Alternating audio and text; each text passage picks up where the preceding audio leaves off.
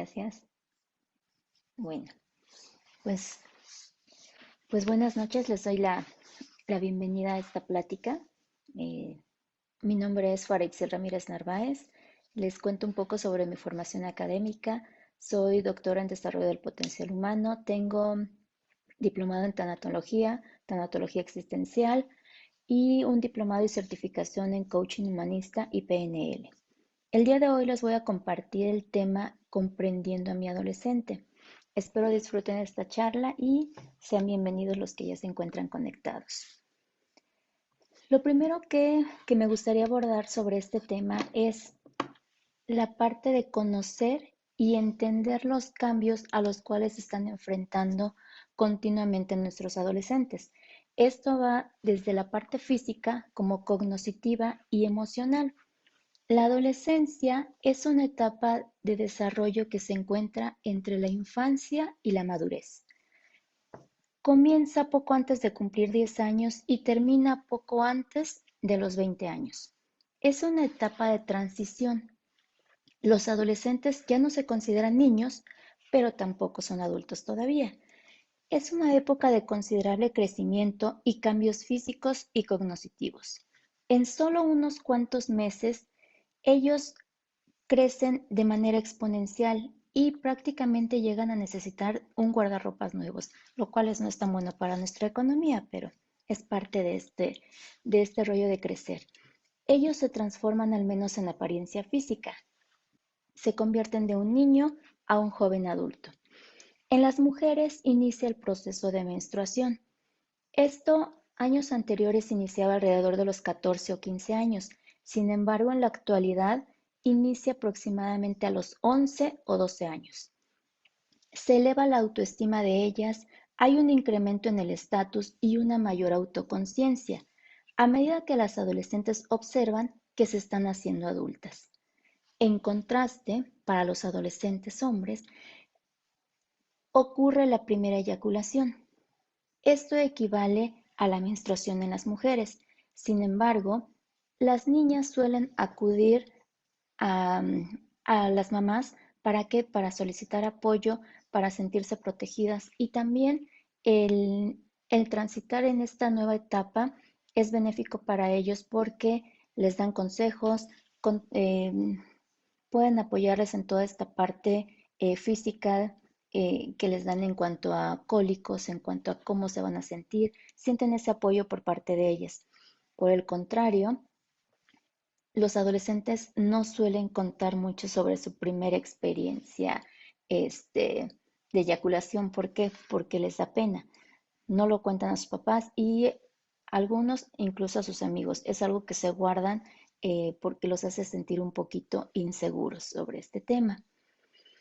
Durante estos cambios físicos y emocionales eh, que tienen nuestros adolescentes, hay actitudes que a veces llegan a desequilibrarnos, que nos sacan un poquito de quicio.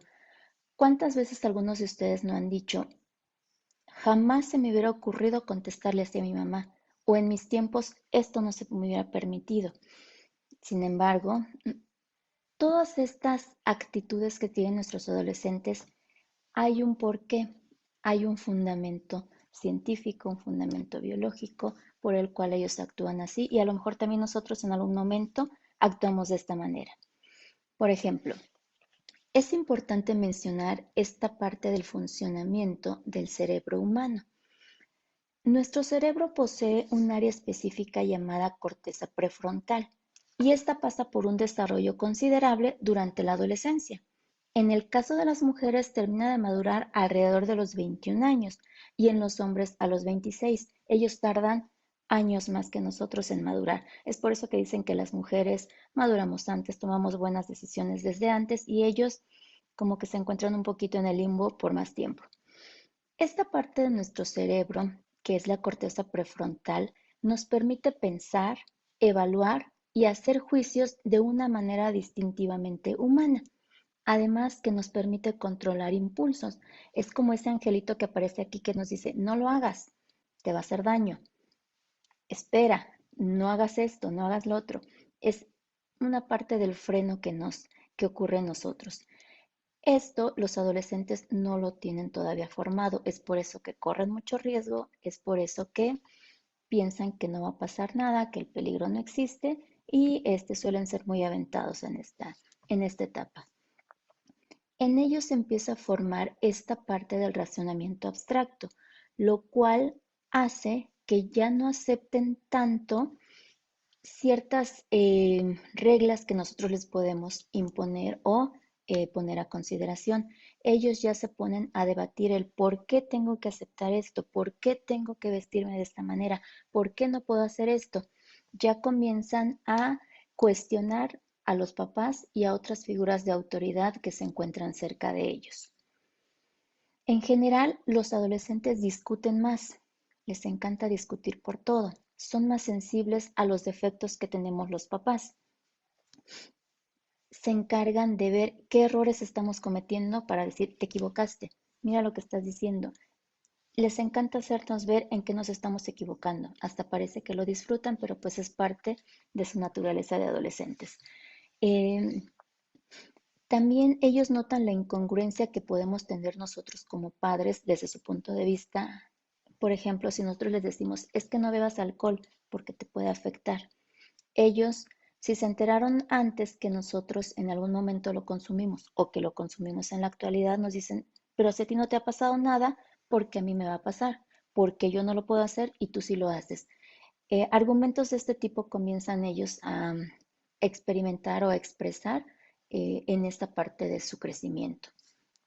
También comienzan a sentir cierta seguridad.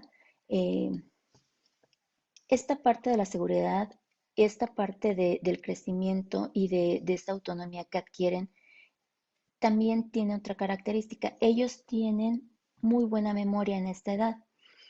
Esto puede ser un arma de dos filos para ellos. ¿Por qué? Porque como saben que tienen buena memoria, se van a la parte académica y decir, no lo hago, no estudio, estudio un día antes como estudiante un día antes y les va mal en el examen. Y entonces aquí viene la parte de no afrontar. ¿Por qué? Porque todavía no tienen puesto esos límites, todavía no está definida toda su corteza prefrontal. Entonces, por eso comentaba que es un arma de dos filos. También otra característica muy particular en los adolescentes es que suelen ser egocéntricos. En una mayor o menor medida, los adolescentes son egocéntricos. En, Esto es algo pues muy natural. Por ejemplo, Carlos piensa que sus papás son unos monstruos controladores. ¿Por qué? Le prestan el carro y los papás les dicen, sí, te lo presto, pero me avisas a la hora que llegas a la casa donde vas, con quién vas a ir y a qué hora vas a regresar. Para él resulta muy incómodo. ¿Por qué? Porque no le están dando la libertad, no confían en él como se supone que deberían los papás. Parte de la adolescencia. También, otro ejemplo, Ángel está molesto con la maestra de química porque les puso un examen muy largo y complicado, según él, porque no estudió, se confió en la memoria y al final la memoria le falló porque no se enfocó en lo que tenía que hacer. ¿Y a quién le echa la culpa? No dice, yo me equivoqué, yo no lo hice. No, la maestra me reprobó. La maestra puso el examen difícil para que todos reprobáramos. Entonces se justifican a las acciones que están haciendo. Creo que lo han vivido alguna vez en su hogar. A esta edad, ellos tienen la percepción de una audiencia imaginaria y ellos piensan que todo el mundo los está observando, que si está en un salón de clases, me está viendo a mí, no está viendo a mis compañeros, me va a preguntar a mí. Piensan que ellos son el centro de atención. También ahorita es común que les salgan los barritos. Entonces, les sale, por ejemplo, a uno, llega al salón de clases y como siente que trae el barro aquí y en la cara en el barro, no al revés, piensa que cuando él entra al aula de clases, lo primero que ven todos es su barro, cuando ni siquiera lo están viendo, pero él se siente observado continuamente. También en esta edad ellos construyen fábulas personales, pues tienen la idea de que sus experiencias son propias, únicas y que nadie jamás las ha vivido. Termina la novia con ellos y dicen, Es que este dolor que siento, nadie más lo ha sentido. Es que así como me terminaron a mí, a nadie más han terminado. Nadie me puede entender por lo que estoy pasando. Se sienten incomprendidos. Creo que como papás algunas veces hemos pensado, es que ya no quiere salir con nosotros. Todo el día está con el celular y no sé cómo hacer o cómo conseguir que me haga caso, que podamos entablar una conversación. Vive en su mundo.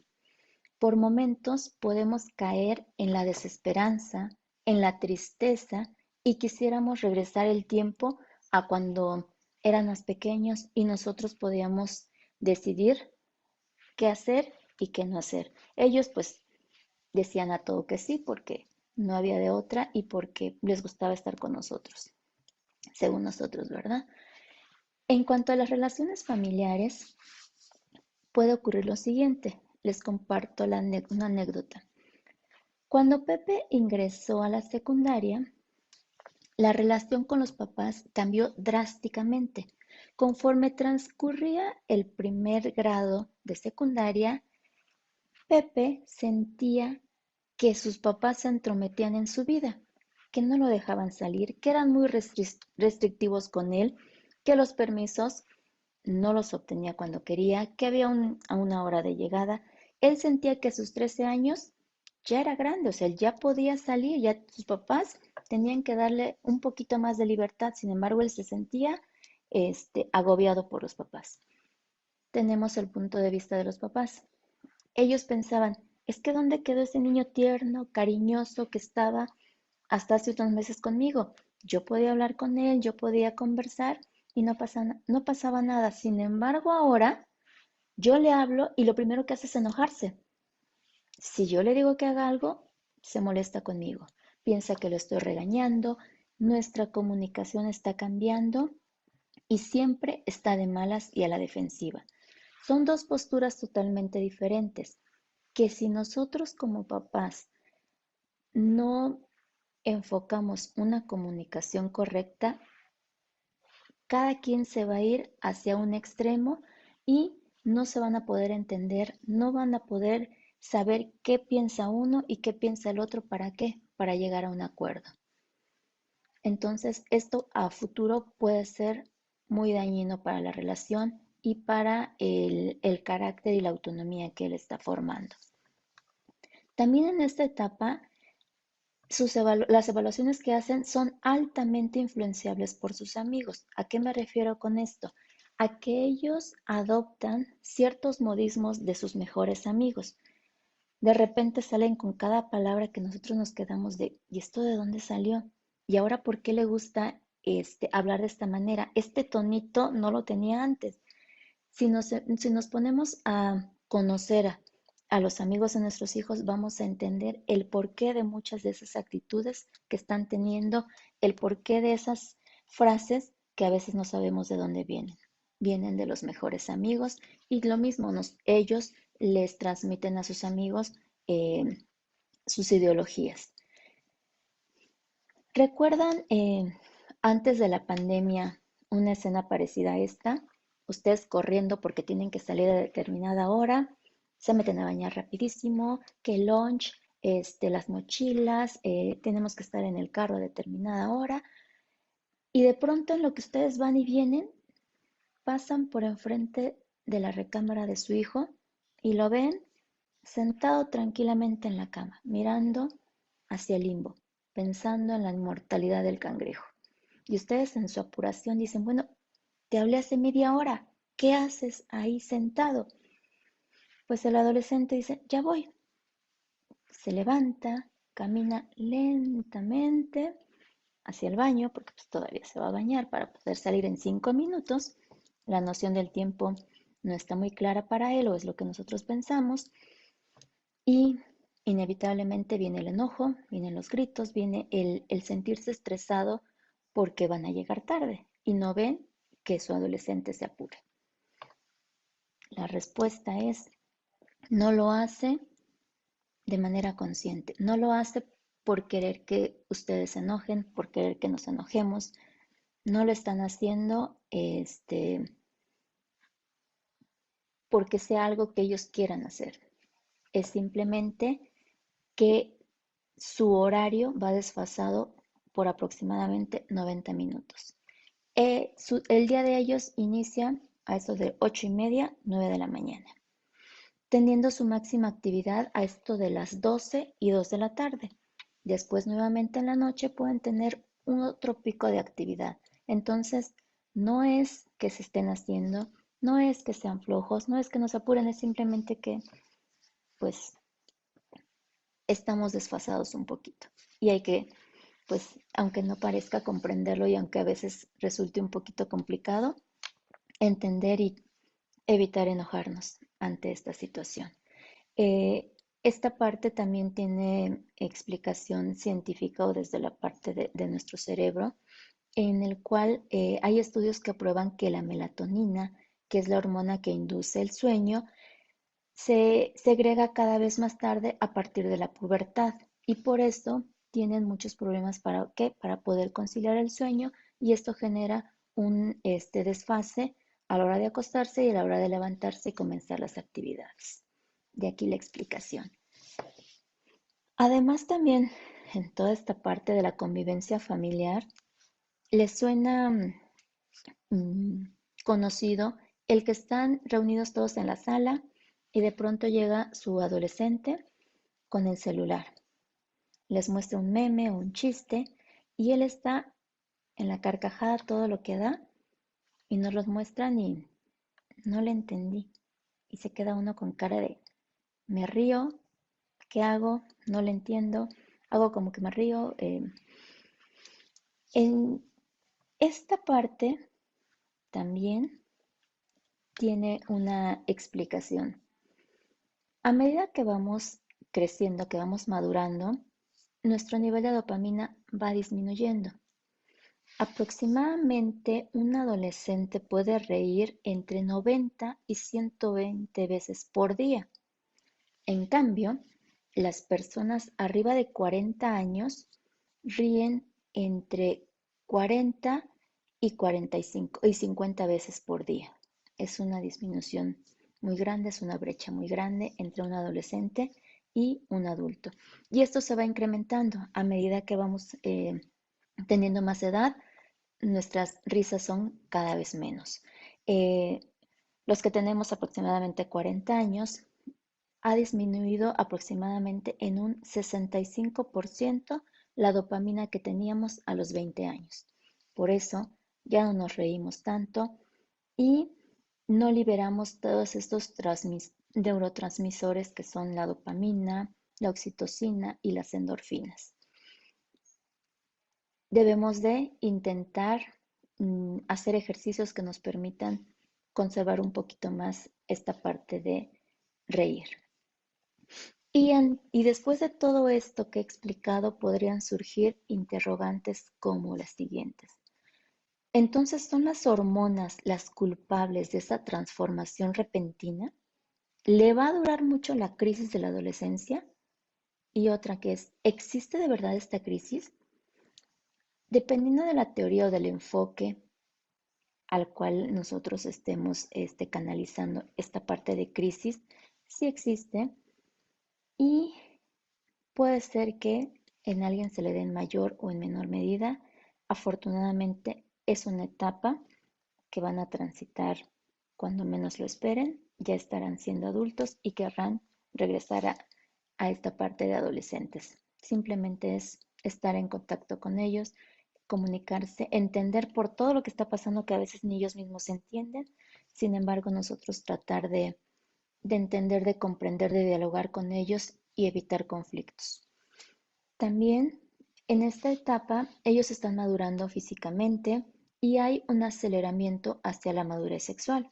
Se sienten atraídos ya por el sexo opuesto, ya comienzan a fijarse más en su apariencia, a preocuparse que si el cabello, que si ya me empiezo a maquillar, que qué ropa me voy a poner porque ya me está viendo. Entonces ya surgen otras preocupaciones eh, que se anexan más a todos estos cambios que están sufriendo ellos. Están en busca de autonomía, en busca de independencia y el control de su vida. En el plano intelectual, la mayoría de los papás nos damos cuenta que este cambio es normal en la adolescencia, que representa una de las tareas evolutivas principales y a veces lo podemos entender como una señal de crecimiento de nuestros hijos. Sin embargo, a veces esto puede ser difícil de manejar, pues estamos también en este proceso de entender que nuestros hijos se están volviendo más autónomos y que dentro de poco ya no estarán con nosotros. Entonces, también en nosotros influye toda esta parte emocional de decir, sí lo tengo, pero dentro de poco tiempo él se va a enfrentar a un mundo que no sabemos si están preparados del todo y lo mejor es brindarles seguridad, brindarles las herramientas para que ambas partes puedan transitar de la mejor manera y estar en plena comunicación. Su cerebro va de la confusión a la construcción de una mayor autoestima. En esta etapa, ellos están construyendo su propia identidad y pueden surgir las preguntas como ¿quién soy? ¿Cómo soy? ¿Realmente me agrado? Les comparto la reflexión de un adolescente, quien dice, los 13 años son una edad difícil, muy difícil, pues mucha gente piensa que la tienes fácil porque eres un niño, pero hay muchas presiones a los 13 años. Ser respetado en tu escuela, caer bien, sentir siempre que debes ser bueno. Además, te presionan para consumir drogas y alcohol. Entonces estás en una constante lucha por no caer. Pero como no deseas ser el centro de las burlas, buscas el modo de aparentar que estás en la onda. Además de todo esto, debes llevar la ropa y los zapatos adecuados. Ellos lo ven como una presión social, el quedar bien con todos, el quedar bien con los demás, tanto con los papás como con los amigos, y a ratos podría parecer que están abrumados ante tantas presiones. Y pues puede ser que sí, y que si nosotros no estamos al tanto de ellos, se pueda esto tornar en algunos trastornos que más adelante compartiré. En alguna ocasión, estando en clase, les pedí que se describieran y una alumna me dice al momento de la reflexión, los demás piensan que soy tranquila, relajada y despreocupada. Sin embargo, soy más bien nerviosa y emotiva. Ellos están en una constante lucha sobre lo que quieren aparentar que son y lo que en realidad son. Están, como bien dije, en esta búsqueda de identidad, de ver en dónde encajo, en dónde no, en dónde sí soy aceptado, en dónde no soy aceptado. Al momento de sentir el rechazo es un impacto fuerte en ellos y podemos caer en esta parte de bullying, entre todo lo que vemos que ocurre con nuestros adolescentes. Ellos pueden considerarse que son sociables y que a veces no lo quieren ser, pero no saben cómo manejarlo, porque piensan que si son sociables siempre tienen que ser sociables, porque si no, ya no van a caer bien. Entonces continúan en esta lucha interna. Saber quién soy y agradarme esto que soy son dos cosas totalmente diferentes. Los adolescentes cada vez son más precisos en la comprensión de quiénes son, que es la parte de su autoconcepto. Pero esto no garantiza que se agraden, que es la parte de su autoestima. En efecto, la precisión les permite conocerse plenamente con todos sus defectos y todas sus virtudes. Ellos se preguntan, ¿qué tanto me agrada el tipo de persona que soy? Y ante esto me gustaría mencionar otro punto de vista de una alumna, quien me dice lo siguiente. Me agradan algunas cosas mías, pero otras no me gustan.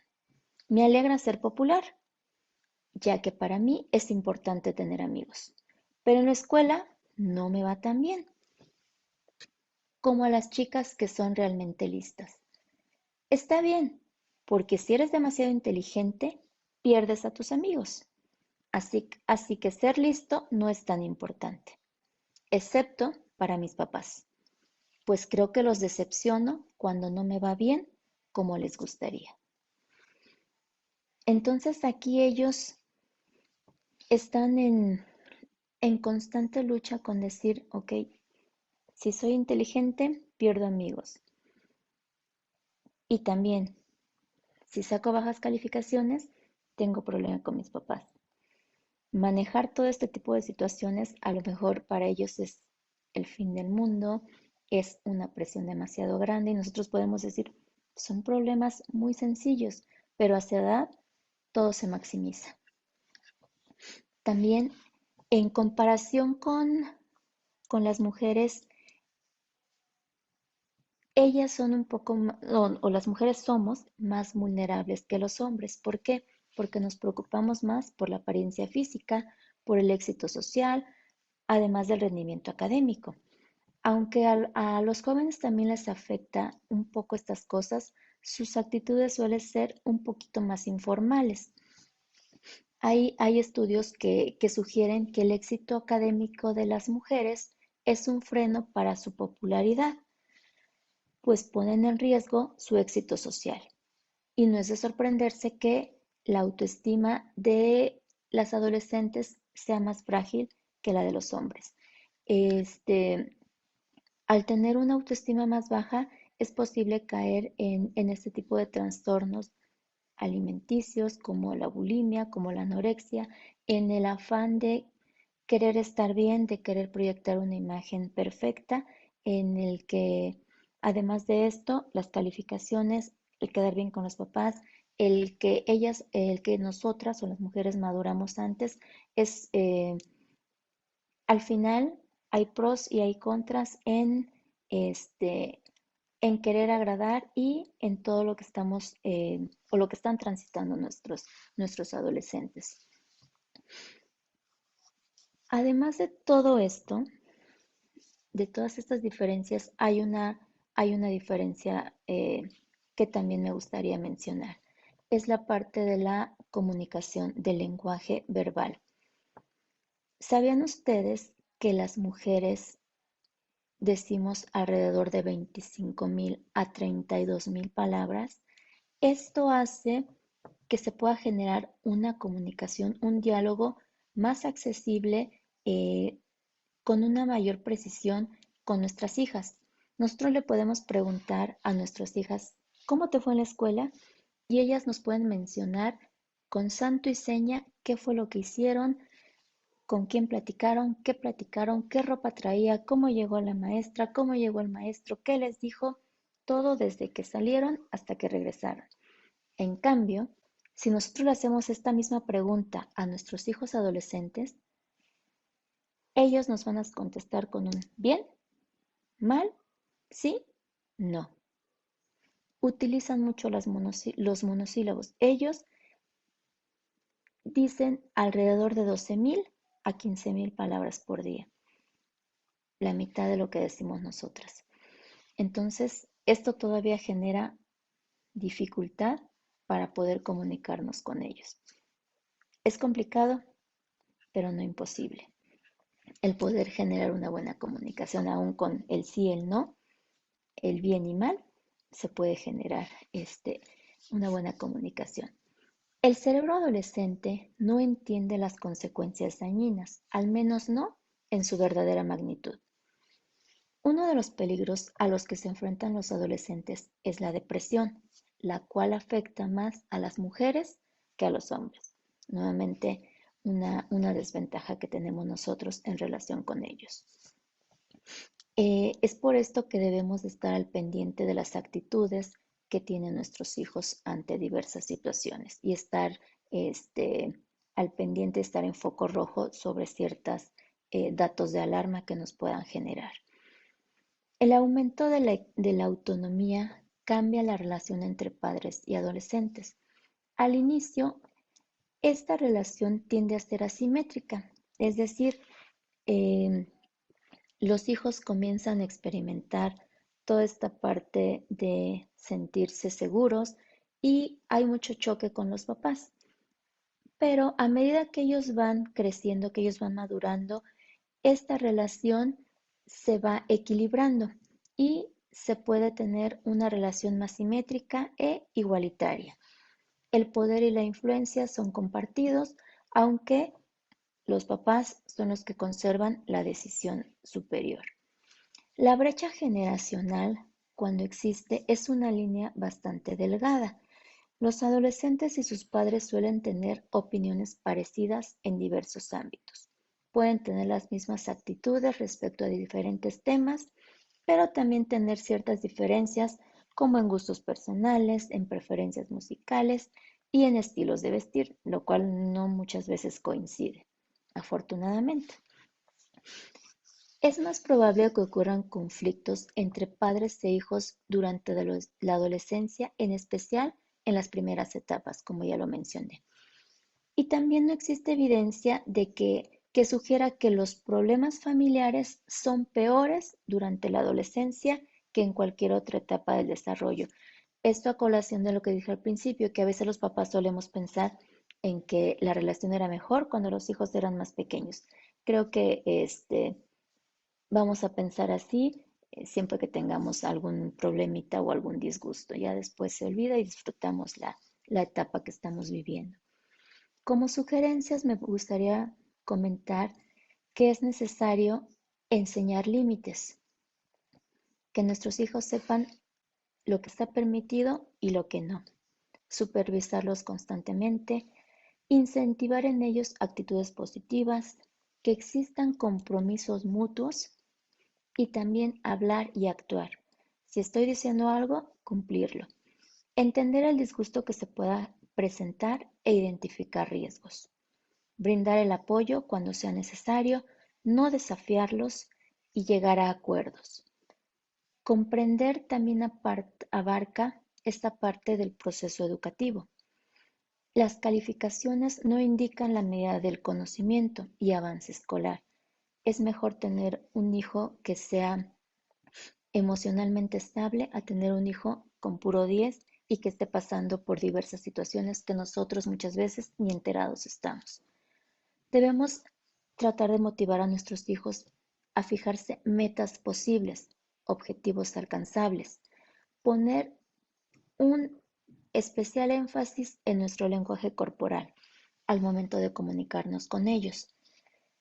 Las palabras no dicen menos que el lenguaje corporal. Si yo le estoy hablando y estoy volteándome o estoy cruzada de brazos, no estoy permitiendo una buena comunicación y pues esto es notorio y existen los choques derivados de toda esta carga emocional y todo lo que nosotros traemos. Utilizar estas palabras enriquecedoras. ¿A qué le llamo enriquecedora? ¿Cuáles son esas palabras? Te quiero, te amo, discúlpame, perdón. Debemos de reafirmar el cariño que sentimos por ellos. ¿Por qué? Porque tienen un alto impacto emocional. Decir te quiero, te amo, es abrirse plenamente y expresar un sentimiento íntimo. Esto favorece la comunicación y el diálogo en familia y la confianza entre unos y otros.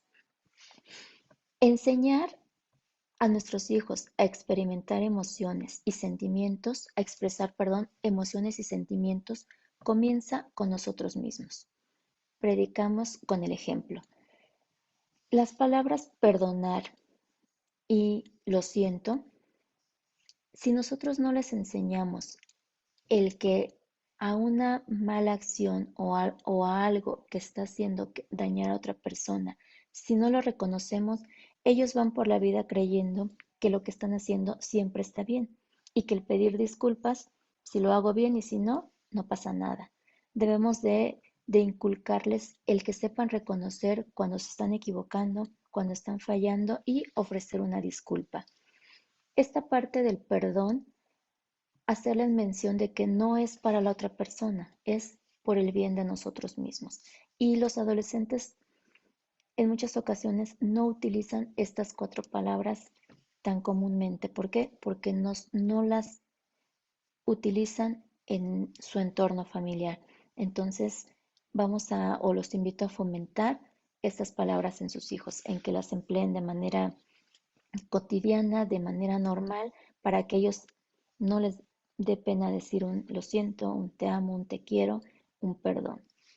Finalmente, Me gustaría mencionar la importancia del abrazo de contención.